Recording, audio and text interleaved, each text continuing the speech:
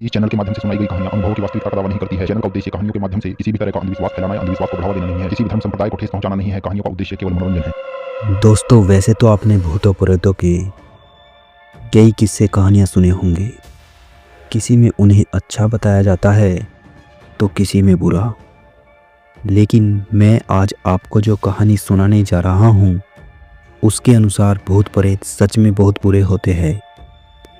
इतने बुरे कि अगर आप उन्हें साधने या बुलाने के बारे में सोच रहे हो तो इस कहानी को सुनने के बाद आप सच में बहुत डरने वाले हो, और उनसे कभी भी सामना ना हो तो ही आपके लिए अच्छा है। ये कहानी है सुरेश की, जो उत्तर प्रदेश के एक छोटे से गांव का रहने वाला था। वो एक गरीब परिवार से था जिसे बस पैसा कमाना था, इतना पैसा कि उसकी 7 पुश्तें आराम से बैठकर खा सके। उसकी इसी जिद ने उसे बर्बाद कर दिया। वो जिंदा तो है लेकिन किसी मुर्दा की तरह। आखिर उसने ऐसी क्या गलती की जो वो आज इस हालत में है। ये बात है आज से लगभग 15 से 20 साल पहले की, जिस समय सुरेश के पिता का देहांत हो गया था। तब घर में कोई कमाने वाला नहीं था और सुरेश भी अभी नाबालिग था, जिस कारण कहीं उसे काम नहीं मिल पा रहा था।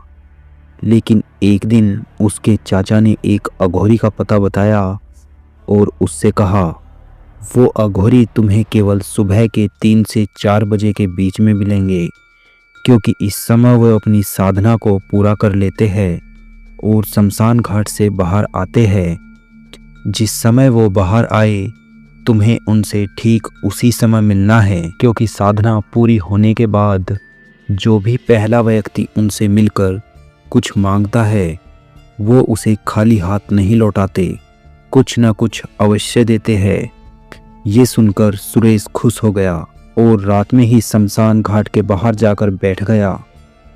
उसे अपने चारों ओर से कुछ अजीब अजीब सी आवाज़ें आती रही, लेकिन वो बिना डरे वहीं पर पूरी रात बैठा रहा। जैसे ही सुबह हुई, अघोरी शमशान घाट से बाहर निकला। अघोरी को देखते ही सुरेश उनके चरणों में गिर पड़ा और बिलखने लगा। अघोरी ने उसे खड़ा किया और उसके रोने का कारण पूछा। सुरेश ने उससे कहा कि मैं गरीबी से बहुत परेशान हूँ। तब अघोरी ने उसे एक किताब दी और कहा, इस किताब में पाताली चुड़ैल की साधना का पूरा विवरण है। उसी के अनुसार इस साधना को करना। वो तुम्हें सब कुछ देगी जो भी तुम्हें चाहिए। और ऐसा कहकर वहाँ से चले गए। सुरेश ने उस किताब को लिया और अपने घर जाकर देखा। उस किताब के पहले पन्ने पर एक बेहद ही सुंदर औरत का चित्र बना हुआ था और उस पर लिखा हुआ था पाताली चुड़ैल। सुरेश ने आगे पन्ने पलटे और आगे चुड़ैल साधना का पूरा विवरण लिखा हुआ था। जैसे ये साधना 11, 21 या फिर 41 दिनों में किसी भी अमावस्या की रात 12 बजे से शुरू की जा सकती है। ये साधना काले आसन पर बैठकर उत्तर दिशा की ओर मुख करके और अपने सामने एक तेल का दीपक और एक मांस का टुकड़ा रखकर करनी थी। सुरेश ने पूरी किताब पढ़ी और सामग्री एकत्रित करने में जुट गया, क्योंकि 3 दिन बाद ही अमावस्या की रात आने वाली थी। उसने पूरी सामग्री इकट्ठा की और अब वो पूरी तरह से तैयार था चुड़ैल साधना करने के लिए। लेकिन इससे पहले वो उस अघोरी से मिलना चाहता था। अगली रात वो फिर उसी शमशान घाट में पहुंच गया। जैसे ही सुबह के 3 बजे वो अघोरी शमशान घाट से बाहर आया, तभी सुरेश ने उन्हें प्रणाम किया और उस साधना को करने की अनुमति मांगी। अघोरी ने अनुमति देते हुए कहा कि याद रखना, इस साधना का इस्तेमाल किसी के बुरे या किसी को सताने के लिए मत करना। अगर तुमने ऐसा किया तो ये तुम्हारे लिए अच्छा नहीं होगा, क्योंकि ये तुम्हारे ऊपर निर्भर करता है कि तुम उसे कैसा रूप देना चाहते हो। सुरेश ने अघोरी से कहा कि जैसी आपकी अनुमति। ऐसा कहकर वो वहाँ से वापस अपने घर आ गया। अगले दिन अमावस्या की रात थी तो उसने विधि के अनुसार व्रत रखा और पूरे दिन कुछ भी नहीं खाया पिया। दिन बीता और रात हो गई। वो साधना की तैयारी में जुट गया। रात के ठीक 12 बजे वो साधना करने लगा। उसने अपने सामने एक तेल का दीपक और मांस का टुकड़ा रखा और काले आसन पर बैठकर उत्तर दिशा की ओर मुख करके साधना शुरू की। उसने 21 दिन की साधना को चुना था। सुबह करीब 4 बजे तक उसने मंत्र जाप पूरा किया।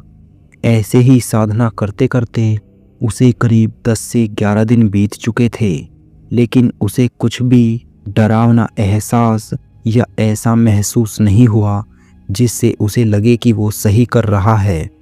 आज उसकी साधना का 12वां दिन था, लेकिन वो उदास था क्योंकि उसे लग रहा था कि ये सब झूठ है। अगर चुड़ैल जैसा कुछ होता तो उसे कुछ तो अनुभव होता। बेमन से उसने अपनी 12वें दिन की साधना पूरी की और सुबह होते ही सो गया। वो करीब 2 से 3 बजे उठा और अपने सभी जरूरी कामों को किया। रात 12 बजे वो फिर से साधना के लिए बैठ गया, लेकिन आज उसे अपने आसपास से किसी औरत की पायलों की आवाज़ आ रही थी। उसे ऐसा लग रहा था कोई औरत उसके आसपास नृत्य जैसा कुछ कर रही हो। वो अपनी आंखें खोलकर देखना तो चाहता था, लेकिन उसने ऐसा नहीं किया। साधना पूरी होने के बाद जब उसने अपनी आंखें खोली तो उसने देखा कि जो मांस का टुकड़ा उसने अपनी साधना के लिए रखा था, उसके छोटे छोटे टुकड़े उसके आसपास फैले हुए थे। ऐसा देखकर वो घबरा गया, लेकिन अपने दिल को काबू में करते हुए उसने उन सभी टुकड़ों को इकट्ठा किया और उसी स्थान पर रख दिया। लेकिन आज उसके मन को सुकून था क्योंकि वो सही दिशा में था और जल्द ही वो चुड़ैल को काबू कर लेगा। ऐसा सोचकर वो खुश था। अगली रात फिर वो साधना के लिए बैठ गया। उसने मंत्र जाप शुरू किया ही था, तभी उसे एक जोरदार थप्पड़ पड़ा, जिस कारण उसने अपनी आंखें खोल ली, लेकिन आसपास कोई नहीं था। वो घबरा गया, लेकिन फिर भी उसने अपनी साधना जारी रखी। उसे रात भर किसी औरत की डरावनी हंसी सुनती रही, लेकिन उसने अपनी साधना पूरी की।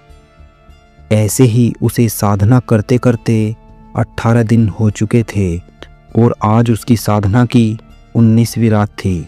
उसने साधना शुरू ही की थी, तभी उसे एक औरत की मधुर आवाज़ सुनाई दी, जो उससे कह रही थी कि आप क्यों बुला रहे हो पाताली को। जिसे सुनकर उसने अपनी आंखें खोल ली। उसने देखा कि एक 18 से 19 साल की बेहद ही खूबसूरत लड़की उसके सामने बैठी है, जो उसे देखकर मुस्कुरा रही थी। वो लड़की इतनी सुंदर थी कि सुरेश का मन अब साधना करने का भी नहीं था। वो मानो उसके आकर्षण में फंस गया था। उस औरत को निहारते निहारते उसे करीब रात के 2 बज चुके थे और वो बस उसे ही घूरे जा रहा था। तभी उसे उस लड़की के पीछे एक बेहद डरावनी औरत नजर आई, जिसे देखकर वो घबरा गया और अपने होश में आया। उसने घड़ी देखी, तब उसे एहसास हुआ कि वो कितने समय से ऐसे ही बैठा है, क्योंकि लगभग 3 बज चुके थे। उसने जल्दी जल्दी मंत्र जाप करना शुरू किया और सुबह के लगभग 6 बजे तक मंत्र जाप पूरा किया। मंत्र जाप में इतना समय लगने के कारण वो सो भी नहीं पाया और अपने सभी जरूरी कामों को करने के लिए निकल गया। शाम को वापस अपने घर लौटा और रात होते ही अपनी साधना की तैयारी में जुट गया। रात ठीक 12 बजे वो साधना के लिए बैठ गया। वो अभी बैठा ही था कि तभी उसे उसकी ओर आता एक सांप दिखाई दिया, जिसे देखकर वो घबरा गया। सांप उसकी ओर ही बढ़ रहा था। तभी उसने अपने पास रखा एक डंडा उठाया और उस सांप पर दे मारा। वो डंडा मारे जा रहा था, लेकिन जब उसने देखा वहाँ पर कुछ भी नहीं था। अब वो समझ चुका था कि ये सब उस पाताली चुड़ैल का मायाजाल है। उसने अपनी साधना को शुरू किया, लेकिन तभी किसी औरत की बेहद डरावनी हंसी सुनाई दी और उसे ऐसा लगा जैसे वो औरत नृत्य कर रही हो। तभी उसे अपने शरीर पर किसी का स्पर्श महसूस हुआ, लेकिन वो जानता था कि अगर उसने आंखें खोली तो वो अपनी साधना को पूरा नहीं कर सकेगा, क्योंकि वो औरत उसे अपने माया जाल में फंसा लेगी। वो मंत्र जाप करता रहा, लेकिन वो औरत अब उसके गुप्तांगों को सहलाने लगी थी, जिस कारण उसे मंत्र जाप करने में बहुत दिक्कतें आ रही थी। उसका वीर्यपात होने ही वाला था कि तभी उस औरत ने उसके पैर पर कुछ नुकीली चीज गड़ा दी।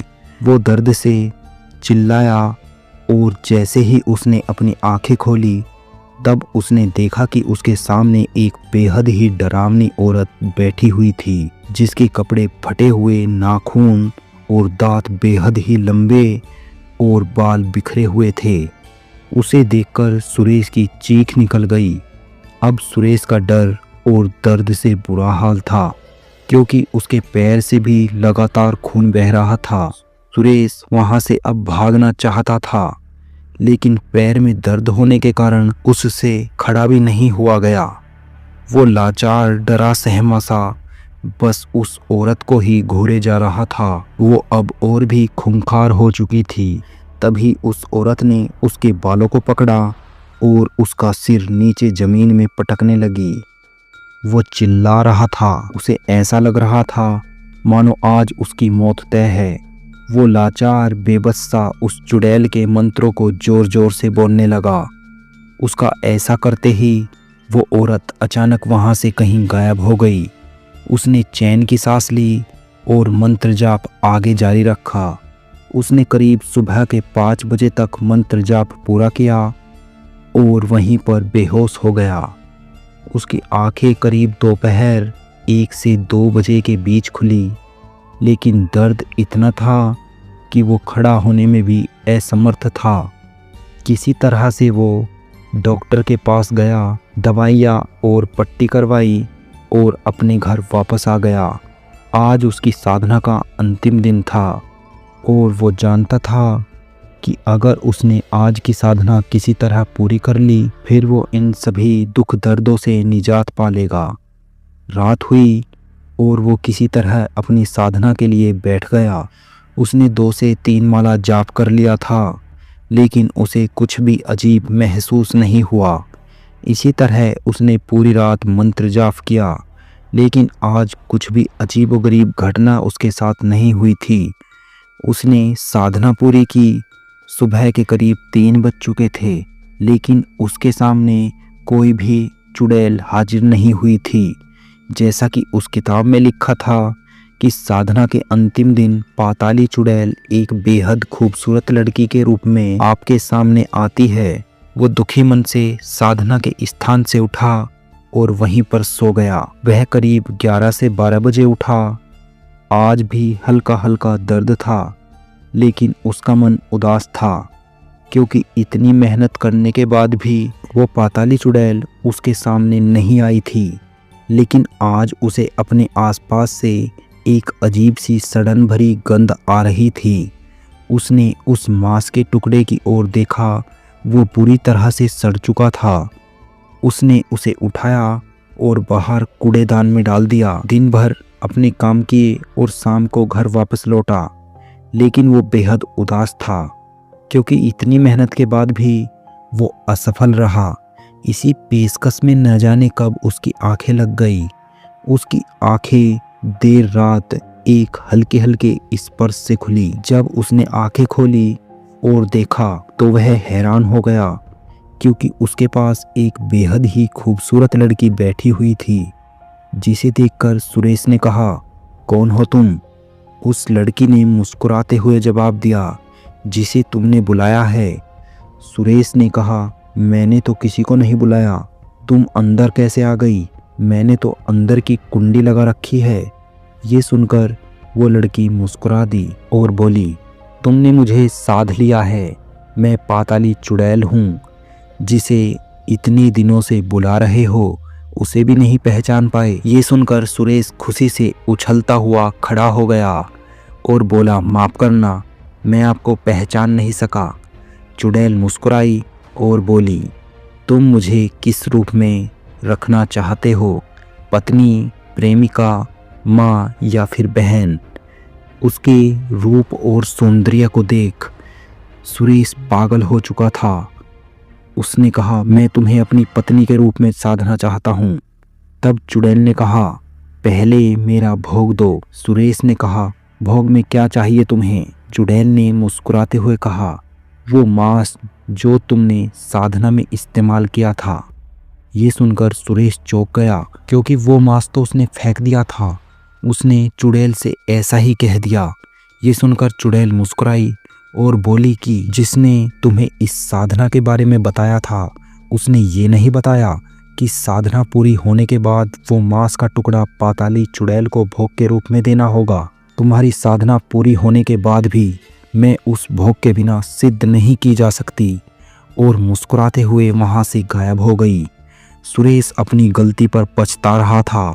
उसने उस किताब को उठाया और पढ़ना शुरू किया। उस किताब के अंतिम पन्ने पर लिखा था कि चुड़ैल को वो मांस का टुकड़ा तब देना है जब वो आपके सामने हाजिर हो। लेकिन अंतिम पन्ना तो सुरेश ने पढ़ा ही नहीं था। सुरेश रोने लगा और रोते हुए उसने फैसला किया कि वो इस साधना को दोबारा करेगा, क्योंकि उस लड़की के रूप का वो दीवाना हो गया था। अगली अमावस्या के अभी 10 से 12 दिन बाकी थे। सुरेश इसी समय में ठीक हो गया था और अमावस्या की रात वो फिर से साधना करने के लिए बैठ गया। लेकिन इस बार उसे पहले दिन से ही ऐसा लगने लगा जैसे कोई लड़की उसके चारों तरफ घूम रही हो और उसके बालों को हल्के हल्के हाथों से सहला रही हो। लेकिन इस बार उसके मन में से डर बिल्कुल निकल चुका था और वो जानता था कि ये सब जो उसे महसूस हो रहा है ये उसी चुड़ैल का मायाजाल है। ऐसे ही उसे साधना करते करते 1 सप्ताह बीत चुका था और उसे इसी बीच में बहुत से अनुभव हुए थे, लेकिन वो बिना डरे उनका सामना करता रहा। आज उसकी साधना का 9वां दिन था, लेकिन आज उसके साथ कुछ अलग घटना घटी। जैसे ही वो साधना करने के लिए बैठा, उसे ऐसा महसूस हुआ जैसे आज वो अपने बंद कमरे में नहीं बल्कि खुले आसमां के नीचे जंगल में बैठा है और उसे चारों तरफ अजीब अजीब से जानवर नजर आ रहे थे जो उसे ही घूर रहे थे। वो हैरान तो तब हो गया जब एक शेर जैसा दिखने वाला जानवर, जो दिखने में बिल्कुल शेर से अलग था, उसके 6 पैर थे और वो केवल 2 पैरों पर चल रहा था, उसने उस पर हमला कर दिया। सुरेश जोर से चिल्लाया, लेकिन अचानक वो चौंक उठा क्योंकि वो तो अपने ही कमरे में था। उसने अपने माथे से पसीना पूछा और एक गहरी सांस ली। फिर उसने अपनी साधना शुरू कर दी, लेकिन फिर उसे और कुछ भी अजीब अनुभव नहीं हुआ। ऐसे ही साधना करते करते आज उसकी साधना का अंतिम दिन था। वो साधना करने के लिए बैठ गया। कुछ देर उसे कुछ भी अजीब या डरावना अनुभव नहीं हुआ, लेकिन फिर उसे अचानक वो लड़की दिखाई दी जो उससे बोली कि मैं तुम्हारे दृढ़ निश्चय और अथाह प्रेम से प्रसन्न हूँ। तुम्हारी साधना पूरी हुई, मुझे भोग दो। वो खुश हो गया और उसे उठकर मांस का टुकड़ा देने ही वाला था। तभी उसे किताब में लिखी वो बात याद आ गई, मंत्र जाप पूरा होने के बाद ही चुड़ैल को भोग देना है। फिर वो बैठ गया और मंत्र जाप शुरू कर दिया। चुड़ैल मुस्कुराई और हवा में घुल गई। उसने मंत्र जाप जारी रखा, लेकिन तभी उसे उसके मरे हुए पिता दिखाई दिए जो उससे बोल रहे थे कि बेटा मत कर ये साधना, ये चुड़ैल तुम्हें मार डालेगी। तभी वो चुड़ैल वहाँ आ जाती है और उसके पिता को अपने नाखूनों से फाड़ देती है। फिर उसके दिल को निकाल कर खाने लगती है। ऐसा देखकर वो रोने और चिल्लाने लगता है, लेकिन वो अपने घेरे से बाहर नहीं आता। तभी उसे ऐसा लगता है जैसे बाहर से सैकड़ों लोगों ने उसके घर को चारों तरफ से घेर लिया हो और ज़ोर ज़ोर से दरवाज़ा पीट रहे हो। वो घबरा जाता है। तभी उसे आवाज़ आती है कि दरवाज़ा तोड़ दो, भीड़ दरवाजे को तोड़ने के लिए आतुर थी। तभी धड़ाम की आवाज आती है और दरवाजा नीचे गिर पड़ता है। भीड़ कमरे के अंदर आती है और उसे मारने लगती है। दर्द के कारण उसका बुरा हाल था। वो वहाँ से भागना चाहता था, लेकिन भीड़ ने उसे चारों तरफ से घेर लिया था। तभी उनमें से एक आदमी ने कहा कि हमें इसे जिंदा नहीं छोड़ना चाहिए। तभी वो लोग उसके ऊपर मिट्टी का तेल छिड़कने लगते हैं और आग लगा देते हैं। वो दर्द से चिल्ला उठता है, लेकिन तभी सब कुछ सामान्य हो जाता है। वो देखता है कि वो अपने कमरे में ही बैठा है और वहाँ चारों तरफ सन्नाटा पसरा हुआ है। उसे समझते देर नहीं लगती कि ये सब उस चुड़ैल का मायाजाल था। वो मंत्र जाप पूरा करता है और तभी वो चुड़ैल उसके सामने आकर खड़ी हो जाती है। वो कहती है कि मैं तुम्हारी साधना से बेहद प्रसन्न हूँ। इतने विघ्नों के बाद भी तुमने मेरी साधना पूर्ण की। मैं तुमसे बेहद खुश हूँ। तुमने मुझे आने पर बेबस कर दिया। बताओ तुम मुझे किस रूप में चाहते हो? वो जल्दी से बोलता है, प्रेमिका। वो चुड़ैल बोलती है, ठीक है, लेकिन प्रेमिका रूप में मेरी कुछ शर्तें हैं जो तुम्हें माननी होगी। सुरेश बोलता है कि कैसी शर्त? तब चुड़ैल उससे कहती है कि तुम्हें मुझे रोजाना मांस का भोग देना होगा। सुरेश बोलता है कि मंजूर है। तब वो बोलती है कि मेरी दूसरी शर्त ये है कि मैं हर समय हर पल तुम्हारे साथ रहूंगी और केवल मुझे तुम ही देख सकोगे। सुरेश हामी भर देता है। चुड़ैल बोलती है कि मेरी तीसरी और अंतिम शर्त ये है कि तुम मेरे सिवा किसी और स्त्री से कोई भी ताल्लुकात नहीं रखोगे। सुरेश इस शर्त को भी मान लेता है। तब वो चुड़ैल भोग मांगती है और सुरेश वो मांस का टुकड़ा उसे भोग के रूप में दे देता है। दोस्तों, ये कहानी का पहला भाग बस यहीं तक था। जल्द मिलते हैं दूसरे भाग के साथ। तब तक के लिए घबराते रहिए।